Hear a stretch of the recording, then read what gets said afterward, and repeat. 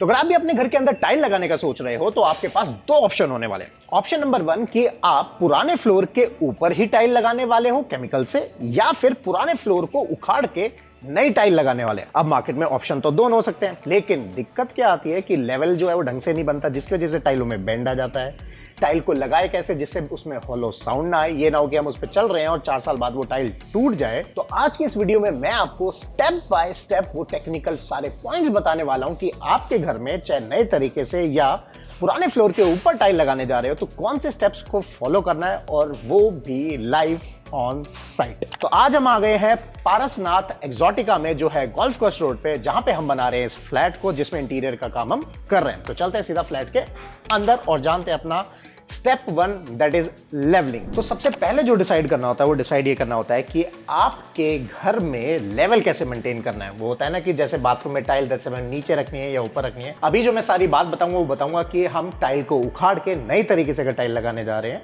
बाद में शॉर्ट में मैं आपको वो भी बता दूंगा कि पुराने के ऊपर कैसे करना है। राइट, आपको ये देखना है कि क्या आपका मिस्त्री ये सारे स्टेप्स को फॉलो कर रहा है कि नहीं कर रहा। अगर कर रहा है तो उसे कुछ मत बोलना, मतलब वो अपना काम जानता है और सही तरीके से कर रहा है। सबसे पहला स्टेप 1 आता है लेवलिंग। वो कैसे करते हैं? लेवल पाइप से। तो ये है हमारे एंट्रेंस का सबसे पहले एक एरिया जहां पे हमारा मेन लेवल पत्थर का आ रहा है। ये तो हमने क्या किया है, सबसे पहले लेवल पाइप पे यहां से एक निशान ले लिया, जो ये पाइप इन्होंने लगाया हुआ है कि यहाँ से इस फ्लोर का लेवल क्या है, और सेम लेवल जो है वो हम अंदर की तरफ ट्रांसफर करेंगे। जो ये पाइप जा रहा है, जो कि हम यहाँ लेके जा रहे हैं, और यहाँ से हमने दीवार पे लेवल पाइप से ये ले लिया। अब ये यहाँ पे मुझे पाइप का पानी का लेवल दिखाई दे रहा है, जिसमें ये पेंसिल से अब ये निशान लग गया। तो हमने जो मार्किंग करी है वो मार्किंग करी है इस फ्लोर लेवल से। हमने जो लिया है वो टोटल लिया है अपने 2 फुट।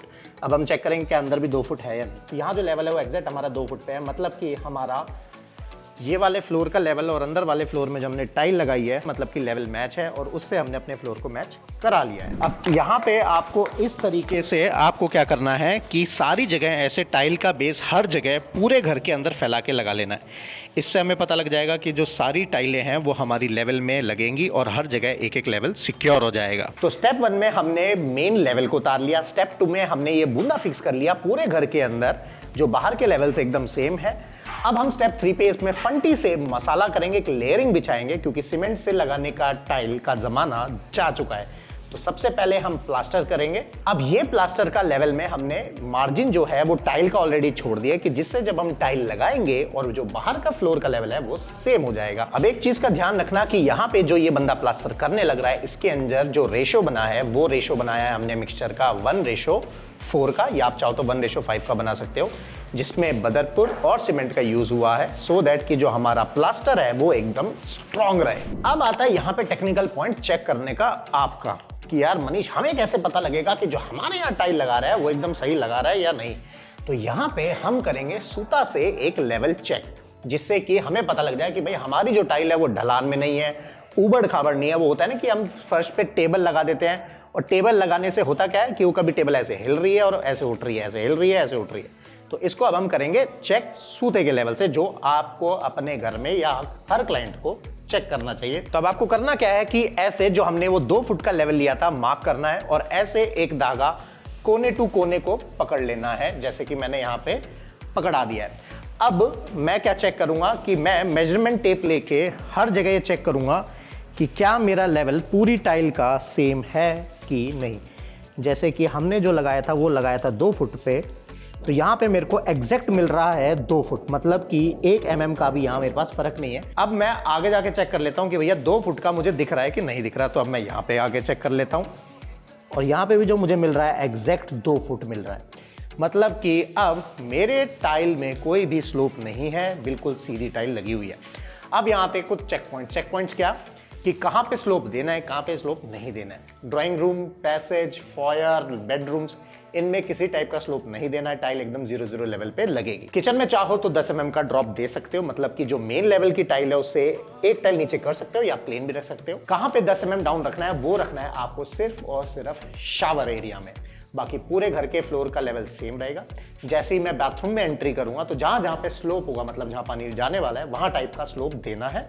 बाकी हर जगह टाइल आपकी सेम रहेगी, मतलब कि जिसे हम बोलते हैं 0-0 स्लोप, यानी कि डेड स्लोप। तो अब मेन सवाल आएगा कि इस हॉल में अगर मेरी टाइल रेक्टेंगल शेप में है, मान लो 5 फुट बाय 2.5 फुट की टाइल है, 5 फीट बाय 2.5 फीट, रूम के हिसाब से टाइल को अब मैं ऐसे रखूं कि ऐसे रखूं। तो ये सबसे इंपॉर्टेंट पॉइंट है जहां अक्सर लोग गलती करते हैं। तो अब पॉइंट आता है कि डालना कैसे। डालना हमेशा एक चीज का ध्यान रखना, जैसे कमरे की लेंथ बढ़ रही है उसी तरीके से टाइल को बिछाना है। एग्जांपल के तौर पे अब यहां तो मैंने प्रोटेक्शन शीट लगा दी है हमने, क्योंकि टाइल यहां ऑलरेडी लगा दी है, तो मैं इसको हटा देता हूं समझाने के लिए आपको कि ये टाइल लगने के बाद आपको जो हमेशा टाइल लगानी है वो ऐसे लगानी है कि जैसे जैसे लंबाई चल रही है हॉल की वैसे ही लंबी लंबी टाइल लगनी चाहिए। इससे रूम आपका काफी बड़ा दिखाई देगा और जॉइंट्स जो है वो विजिबिलिटी जो है जो वो या तो आपको सीधी लाइन दिखाई देगी या फिर ऐसे ऐसे लाइन दिखेगी। तो इस केस में सीधी लाइन दिखेगी जिससे कि रूम की लेंथ और विड्थ ज्यादा दिखाई देगी। जैसे बेडरूम के एंट्रेंस में देखूं तो मैं टाइल या तो ऐसे लगा सकता था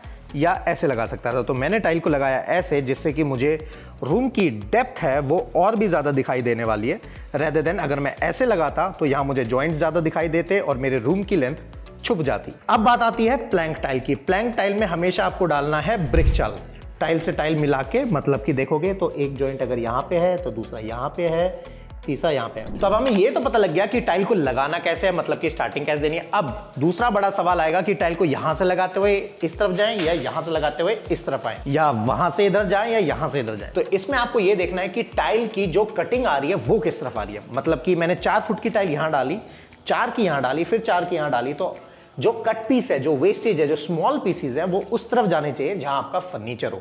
जैसे कि जब मैं रूम में एंटर करूं तो यार बड़ी बड़ी टाइल दिखेगी, अच्छा लगेगा, और जो छोटे पीसेज हैं वो बेड के नीचे चले जाएंगे, मतलब कि इस तरफ जो है बेड के नीचे चले जाएंगे। तो वो कट पीसेज जो छोटे छोटे पीसेज जो गंदे लगते हैं देखने में वो चले गए पीछे। तो हमेशा आप जब टाइल लगवाओ तो अपने मिस्त्री से बात कर लो कि जितने भी कटिंग पीस आने वाले हैं भैया छोटे छोटे दिखने वाले हैं वो हमेशा बेड की तरफ और बालकनी की तरफ, मतलब कि जो बेस्ट स्टार्टिंग पॉइंट हुआ वो हुआ डोर से end towards the bed then towards the window. तो मतलब टाइल ऐसे लगते हुए इस तरफ चली जाएगी जिससे कि सारी कटिंग कोनों में पहुंचेगी। पहला डाउट ये था कि लगानी कैसे है।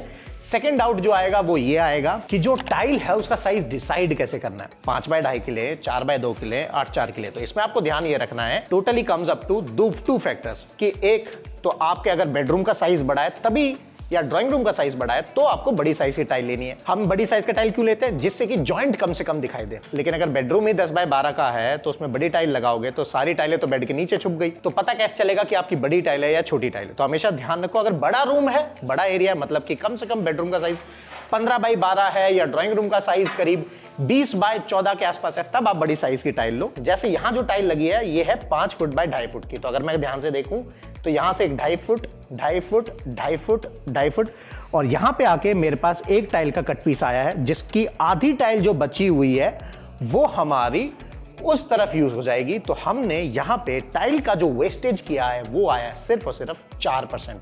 अदरवाइज नहीं तो टाइल की वेस्टेज हो जाती है 20 से 25%। तो हमेशा जब टाइल का साइज चुनो तो इन दोनों चीज का ध्यान रखो। बड़ी साइज की टाइल तभी लेनी है जब आपके घर का साइज बड़ा हो, रूम्स के साइज बड़ा हो। बट अगर आप पूछे यार मनीष फिर भी कौन सा साइज बेटर है, तो बेटर है 4 बाय 2 या 5 बाय 2.5। तो जो पहले टाइल लगती थी वो इस तरीके से मिस्त्री पहले टाइल लगाते थे जिसमें ऐसे करनी को रखा, इसी के ऊपर टाइल रख दी और टाइल को चिपका दिया। इससे टाइल का बॉन्ड स्ट्रॉन्ग बनता नहीं था। तो अब आपको क्या करना है, आपको ट्रबल, मतलब कि देसी भाषा में कहूं तो एक कंघी यूज करनी है जो दिखती है कुछ ऐसे। इससे क्या होता है कि इंटरलॉकिंग की स्ट्रक्चर बन जाता है जिसकी वजह से टाइल का बॉन्ड आपके फ्लोर के साथ एक अल्टीमेट और अल्ट्रा स्ट्रॉन्ग बॉन्ड बन जाता है, जिसकी वजह से आपकी टाइल कभी होलो साउंड नहीं करेगी और आपकी टाइल लगेगी एकदम मजबूती के साथ और वो टाइल कभी नहीं निकलेगी। तो ये सबसे इंपॉर्टेंट स्टेप है। दूसरा जो इंपॉर्टेंट स्टेप है वो ये कि टाइल में बेंड आता ही आता है, चाहे आप किसी भी ब्रांड की टाइल ले लो, नॉन ब्रांड की टाइल ले लो। दिखा देता हूं बैंड दिखता कैसे है। तो अब आपको ये बैंड दिखाई दे रहा है कि ये जो टाइल है वो जाते जाते यहां से थोड़ा सा बेंड हो जा रहा है, जिसकी वजह से जब आप फ्लोर में टाइल लगाओगे, मतलब कि जब आप टाइल लगाओगे, प्लास्टर हमने लेवल में कर दिया, सब कुछ 0-0 लेवल में, लेकिन टाइल लगाओगे उसके बाद भी उसमें बेंड आ सकता है। तब यहां पे करना है सबसे इंपॉर्टेंट ट्रिक, और वो है, आ जाओ दिखाता हूं। तो जब मैंने आपको टाइल में बेंड दिखाया वो बेंड बिल्कुल भी ना आए और एकदम स्ट्रेट रहे, तो करना क्या है, ऐसे केमिकल को डालना है और जॉइंट के ऊपर भर के आपको यहां पे डालना है एल्फी। एल्फी इज लाइक अ फेविक्विक।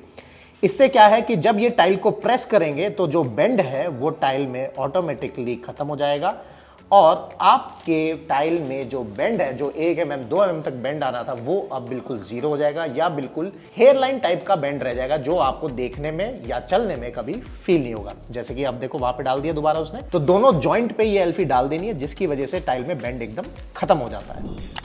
तो अब मैं आपको दिखाता हूं कि जॉइंट का असली के इंटीरियर कोच के एग्जीक्यूशन के टर्म्स कैसे काम करते हैं और हमारे इंजीनियर्स टाइल को कैसे चेक करते हैं। तो अगर टाइल में कहीं भी बेंड होगा तो ये सिक्के को जब मैं टाइल पे स्लाइड करूंगा तो वो सिक्का वहां अटक जाएगा, आगे नहीं जा पाएगा। मतलब मैं यहाँ पे इस फ्लोर पे कैरम बोर्ड को खेलने जा रहा हूँ इस कॉइन के साथ, तो लेट्स चेक कि हमने जो टाइल लगाई है वो सही लगी है कि नहीं।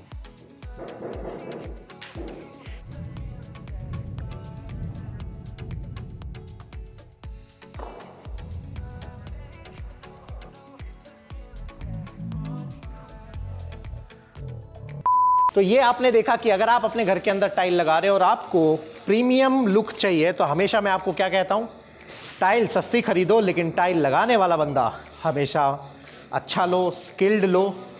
क्योंकि मैंने आपको दिखाया कि हमारी स्टाइल में बेंड भी है और बेंड के साथ साथ हमने उस बेंड को खत्म भी कर दिया। नेक्स्ट जो पॉइंट है वो ये है कि आप लोग सबसे ज्यादा सवाल पूछते हैं, यार मनीष कि टाइल लगाते वक्त पेपर जॉइंट पे लगाएं या स्पेसर, मतलब कि टाइल से टाइल मिलाएं या उसमें स्पेसर डाल दें। मैं हमेशा रिकमेंड करूंगा टाइल से टाइल मिला के लगाओ। यार इतनी सुंदर टाइल, उसमें काले रंग के जॉइंट, ब्राउन रंग के जॉइंट, ये लोग अच्छे नहीं लगते। वो सिर्फ कमर्शियल प्रॉपर्टी में ठीक है या टेरेस के ऊपर ठीक है, कि टेरेस में लग रहा है तब तो ठीक है, वहां पे डाल दो, क्योंकि एक्सपेंशन कॉन्ट्रैक्शन होता है गर्मियों में, तो वहां पे वो ग्राउटिंग ठीक है।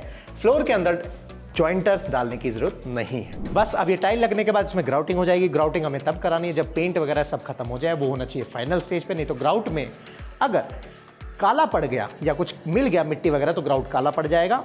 और ग्राउट लेना कौन सा है, MYK ब्रांड का ग्राउट ले लेना।